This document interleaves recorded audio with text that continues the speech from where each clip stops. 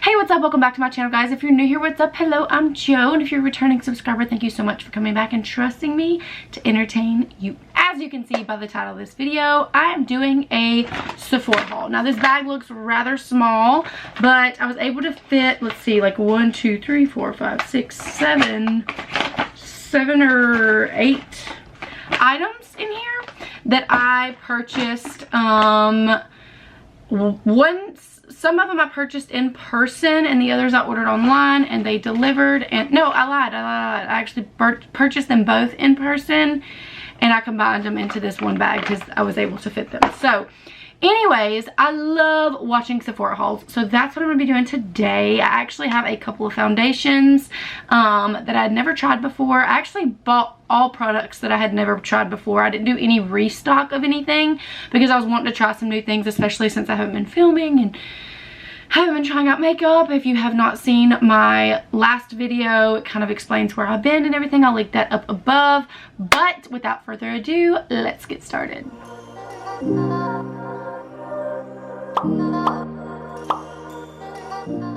Okay, so I will say I've tried all the products. Everything that I purchased some when I was in Nashville for my best friend's bachelorette party. Her and her fiance did it together. It was super fun.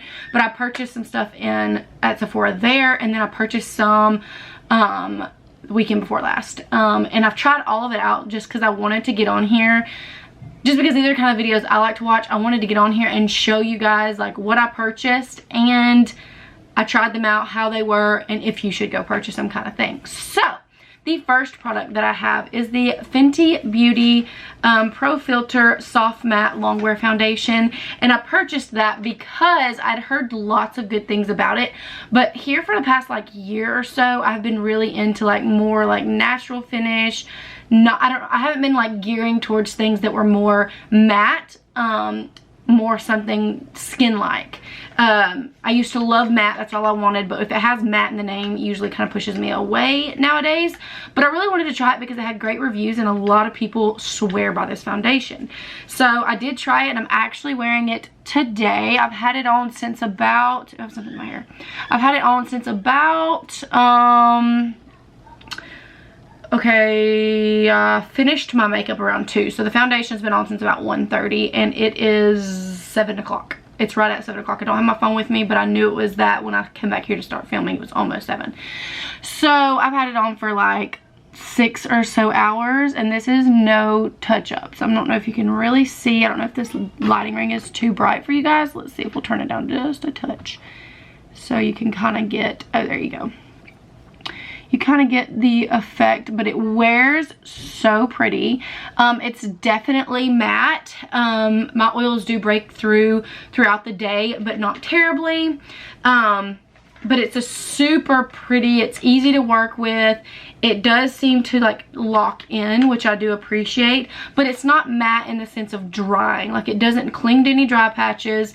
It still looks really pretty, but in comparison to like my natural finish foundations, you can tell it's a bit heavier on the face. But other than that, I really love the foundation. I've worn it the past 3 times I've gotten ready, so I really love this. I have the shade, in case you're curious, the shade 290. I think it's like a medium olive, but I really enjoy this foundation so far. It has a glass bottle. You guys have seen this. It's nothing new, but it's new to me. I have not tried it, but I had not tried it before then, but I absolutely love it. I love Fenty products.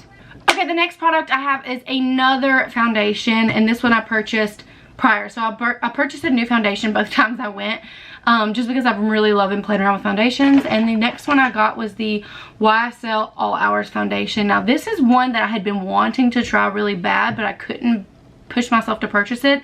The most expensive foundation I had was that Dior Forever foundation, and I loved it. I love the original formula. They reformulated it, and I bought the new formula, and I just don't love it as much, and it's really sad, but it's like $52. I think this one was $54, $55, something like that. But it's a very good foundation. It has sunscreen in it, SPF 20. It's up to 24-hour wear, flawless matte, full coverage, oil free. If you guys follow me on Facebook or any of my social medias, Snapchat, Instagram, all of my Nashville pictures, I was wearing this. No, most of my Nashville pictures, I was wearing this foundation, and it wears beautifully. I do notice I get pretty luminous throughout the night, but not in the sense that I look greasy. I do get pretty luminous. I don't hate that. If my makeup still stayed put, it still wore throughout the night. It still looked good by the end of the night, but I was a bit more dewy, which fine with me. It was a really pretty finish. But if you're curious, I got the shade Warm Amber, BD60. I don't even know if that's what it is, but Warm Amber is the shade. And I will say this Fenty one comes with 1.08 fluid ounces, which is a little more than the standard. But this one was only like 30 something. It wasn't more than 30 something. But this one only comes with 0.84, and it was 50 something. So that's just like, Both of them are very good foundations. This one has a lot of fragrance, so if you don't like fragrance, it smells really good, but very fragrant. So if you don't like that, this is probably not for you. It does have a more natural finish than matte, but it does have good long wear. Will I purchase this again? Probably. The next thing I got was the Makeup Forever. I had been wanting to try, I'm sorry, let me finish. Makeup Forever Ultra HD Setting Powder. Now, I had been wanting to try a new setting powder. I got the shade 3.0 Golden Beige. This one's bougie. It like comes with this little pouch, with this little like black puffer thing in a little pouch. And then here is the actual powder. So I have noticed that when I do my setting powder, I've noticed that like my face, it kind of like, after I set it with setting spray, it's not so bad, but I just noticed it looks a little powdery or like white, and I couldn't figure out why. And I'm like, oh Jordan, it's because your setting powder is too light. Even though it says translucent, if it offers a deeper shade, like a little bit darker than like white, sometimes that does better. So I found this one. It looked really pretty, and I did use it the other day. I've only used it once, but I did use it the other day. It's very finely milled, but it set my face really well. It was super pretty, so I did enjoy that. I don't know how well it controls my oils per se, but it did set my makeup pretty well. The next thing I purchased was a primer. Now I purchased this one while I was in Nashville because I thought, okay, it's gonna be hot, we're gonna be sweaty, and I need something like a good like lock-in primer. And I had tried the Cover FX gripping primer, and I actually really enjoyed that primer, but I just noticed that it was almost too tacky in the sense that it made my beauty blender sticky. And it worked, like it held the makeup really well, but that's just something I noticed. However, so I thought I would try another tacky primer, like a gripping primer, because I do like how well it holds. But it's the Hydro Grip Primer, the Milk Hydro Grip Primer. But anyways, I tried this. I absolutely love this. The only thing, like it works well, it holds my foundation in place. The only thing that I don't like about it is I'm pretty sure it breaks me out. I don't know that for a fact because these were both new products that I tried at Nashville. One of the two, or the combination of the two, definitely broke me out. It could be the fragrance in this. I don't know. I've wore fragrance foundations before, but whatever it was, one of the two broke me out. So I've tried this again since then, and it's still like, I don't know if it was new breakouts or just more that I was noticing. It definitely made texture on my cheeks, but it was, like I said, it was a combination. I'll have to try these two separate to decide which one it actually was, but anyway, broke me out. The next thing I purchased is something that I had my eye on because I had seen it used. I had seen some influencers use it in their videos on YouTube, but I just couldn't find myself to spend almost 30 bucks on it. But when I went to Sephora when I was in Nashville, it was 50% off. And so it was like $12.50, something like that, $13, $13.50, something like that. It was like cheap.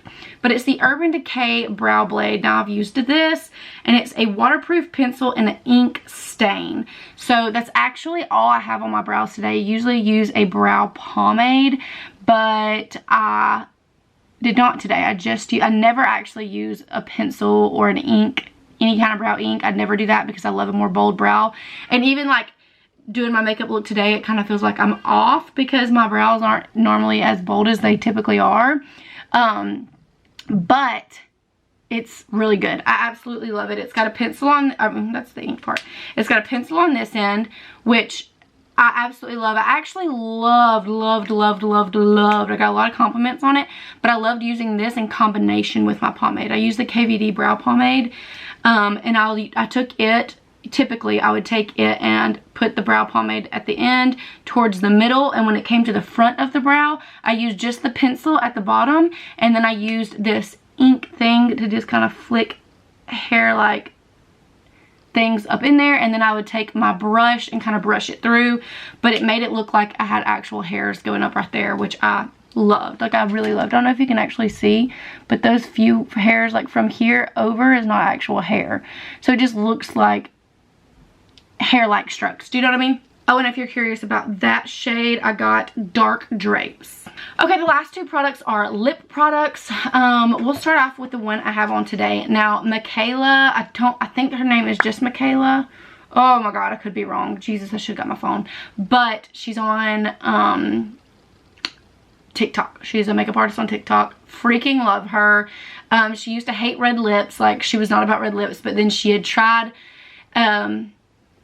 a red lip, I think from, I can't even remember the brand she originally tried it from, and then somebody else told her to try this red lip, and she was like, yeah, it's, anyway, let me get into it. This is the Fenty Stunna Lip Paint in the shade Uncensored. It is literally such a universal red. It started fading it on the other side of my lips, but it's like, I genuinely feel it would look good on any skin tone. Like, if you like, first of all, the packaging of her Stunna lip paints are just phenomenal, and watch the pigment. Like, first of all, 10 out of 10 recommend this, but because the formula itself is super comfortable. But first of all, I saw a lot of people complaining about the doe foot, but I actually love the doe foot because it's like, I don't know, something about it I really enjoy. I love how like it's flat, so it like really puts on the pigment.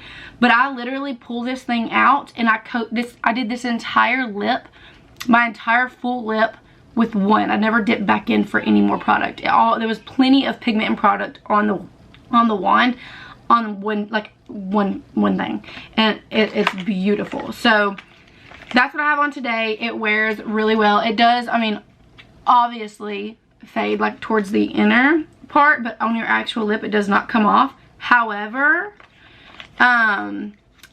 when you go to wipe it off, it's not like one of those that are like stuck. It's pretty easy to remove. So 10 out of 10 recommend this red. And the last product, which is another lip product, is something that I am so excited that I discovered. As a matter of fact, I wish I had a makeup wipe in here to take off this lip just so I could show y'all. I'll swatch it for you. But let me tell y'all, let me put you on. If you've never tried this, I'm telling you to go now and run to try this. As a matter of fact, I'll probably order more shades in this. But it's the Giorgio Armani Lip Maestro Intense Velvet Color. When I say velvet, this is like the most yummy liquid lipstick. It's so comfortable. It doesn't settle into the lines on your lips. Like it like, my lips look super smooth and plump and just like yummy with this lip formula. I don't know what it is. I freaking love it though. But this is the shade Tadzio 103. So here's the packaging. It has a red top, but this is the color. It looks really mauve-y on here, but it doesn't swatch super mauve-y. I say that and it probably will, watch. But it feels and looks like a lip cream. It's like a pinky nude. I don't know if you see how it looks like a lot more mauve-y than it does swatch. Probably not to y'all, but I swear in person it's definitely more of a pinky, even brown nude. It doesn't look like a mauve-y nude. But I took first of all, I tried it with like a reddish lip liner, and then put that in the center and kind of blended it together. Oh, it was such a yummy one. But I really wanted to take a brown and put that in the center and just kind of see if it would look good, or if I would need more of a pinky nude or like a redder color to make it blend well, since it is more of a pinky nude. I'm not sure, but I'm gonna try it. But this formula, you can't beat it. Like, it's so comfortable on the lips. It looks so good on the lips. It's so beautiful. Still super matte, but not drying at all. It's just, it is if you've tried this, leave in the comments down below, because I know you have to love it. You have to love it. I don't know all the colors they have. This one just intrigued me. I actually just passed it in Sephora and was like, oh, I really want to try that. I've not tried any of Giorgio Armani stuff, and I'm obsessed. I do know that their Luminous Silk Foundation has been like a holy grail to a ton of people. It's very expensive, but now that I've tried this, I'm like, should I splurge? Because I just feel like maybe they're just really good at making makeup products. Maybe this was just a win, but they've got my trust. Anyways, you guys, that's it for today's video. If you've tried any of these products that I've purchased, let me know your reviews down below. Like I said, I've only tried them all a few times.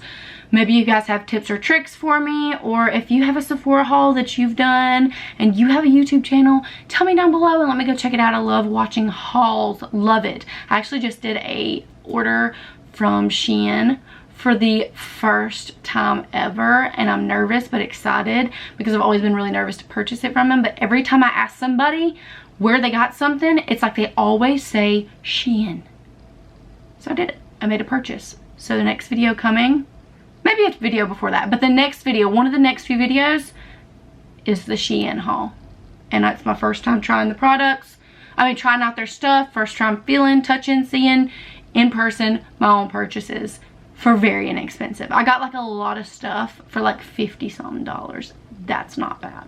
Not bad. So make sure you're subscribed to the channel and turn on your post notifications. Give this video a big thumbs up, and I'll catch you on the next one. Love you guys.